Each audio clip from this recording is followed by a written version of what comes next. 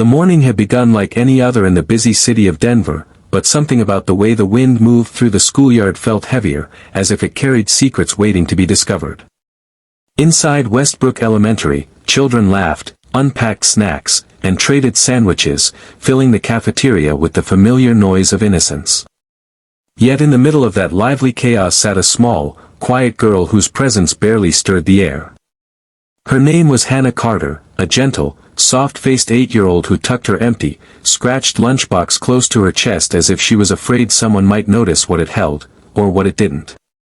What no one knew was that today, fate had attached invisible strings to the lives of two strangers, pulling them together in a way that neither would forget.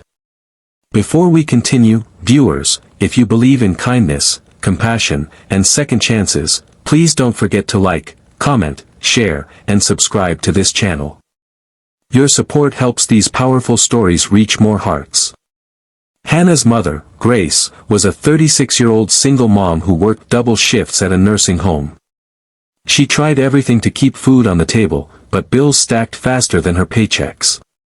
That morning had been the hardest yet. Grace had woken before sunrise, searching the pantry for anything, cereal, half a sandwich, leftover rice, but found nothing. She had only managed to place a small folded note inside Hannah's lunchbox, hoping her daughter wouldn't be embarrassed when the time came to open it. Grace kissed the top of Hannah's head, promising the universe she would do better tomorrow. She left for work with her heart beating painfully, knowing she had sent her daughter to school hungry. At the same time, across town, Jonathan Miles, a 47-year-old billionaire businessman known for his strict demeanor and ruthless financial decisions, drove toward the school. He was scheduled for a mandatory board visit promoting community partnerships. His assistant had told him to expect a simple photo op with students and teachers. Jonathan wasn't fond of school visits. They reminded him of his own childhood, the one he had spent working odd jobs to help his mother survive. But he pushed the memories aside and stepped out of his black SUV, adjusting the dark blue suit that fit him like armor. Inside the cafeteria, the principal guided Jonathan around, greeting excited children who waved at him like he was a superhero. He smiled politely, offering handshakes, nods, and practiced warmth. But his movements paused the moment he noticed Hannah sitting alone at a small gray table in the corner. Something about her posture, small, hunched, trying so hard to be invisible, touched a part of him that he didn't show to the world anymore. Jonathan walked closer, his footsteps slow, unsure if he should interrupt her solitude. The girl quietly opened her lunchbox. Jonathan expected a sandwich, a snack, or something ordinary.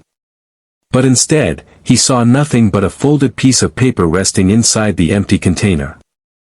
Hannah unfolded it gently, smoothing the creases with care, and read it with a soft, almost defeated expression.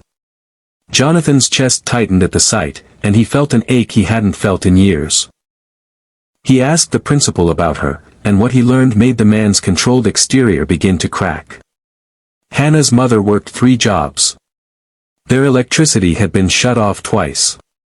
The school staff often tried to help discreetly, but the family was barely surviving. Hearing this, Jonathan felt an unexpected sting behind his eyes. Something inside him shifted, something deep, personal, and powerful. He remembered years ago when he himself had sat in a cafeteria with an empty lunchbox, praying no one would notice. Later that day, Jonathan requested the school to call Grace and arrange a meeting. Grace arrived at the office still wearing her nursing scrubs, hair tied messily, eyes tired but polite. She was nervous, unsure why a billionaire wanted to speak with her. Jonathan explained everything he saw, the moment with the lunchbox, the note, and how deeply it affected him. Grace lowered her eyes, ashamed, apologizing repeatedly, explaining she was trying her best. But Jonathan didn't want apologies, he wanted to help. Over the next few weeks, he arranged groceries to be delivered to their apartment, paid off their overdue bills, and even bought Hannah new clothes. But the biggest surprise came when he offered Grace a full-time job in one of his companies, steady pay, benefits, and predictable hours. Grace fell into tears, hands clasped over her mouth, overwhelmed by the sudden burst of hope. Jonathan felt something warm inside himself, a healing he didn't know he needed. As Hannah's world changed, so did she. She began to smile more, join group activities, and walk through the school halls with confidence. Teachers noticed her transformation instantly. Jonathan visited often, always asking about her day, encouraging her dreams, and reminding her that she mattered. Something about seeing her grow felt like redemption, like he was finally giving back in a way that honored his own past. Months passed, and during a special school assembly, Jonathan stood before hundreds of parents and students. He shared the powerful lesson Hannah had unknowingly taught him, that sometimes the bravest hearts belong to the smallest children, and that an empty lunchbox can reveal a story of resilience far greater than any wealth or success. Grace watched from the front row, tears streaming down her cheeks as Hannah held her hand tightly. Before we move to the final moment of this story, if this journey has touched your heart even a little, please like, comment, share, and subscribe.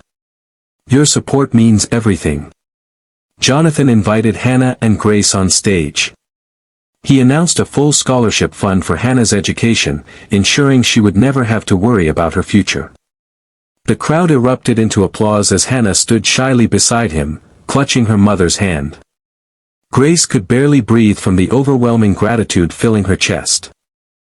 As the applause faded, I invite you, yes, you watching this video, to leave a comment below before the ending.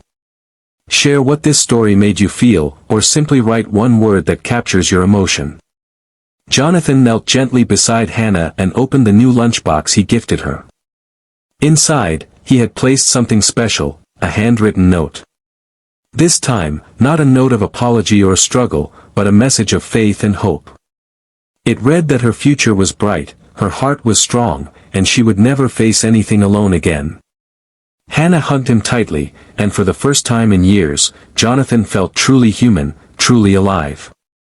The little girl's empty lunchbox had once held nothing at all. But now, because of a moment of kindness, it held something priceless, the beginning of a brand new life.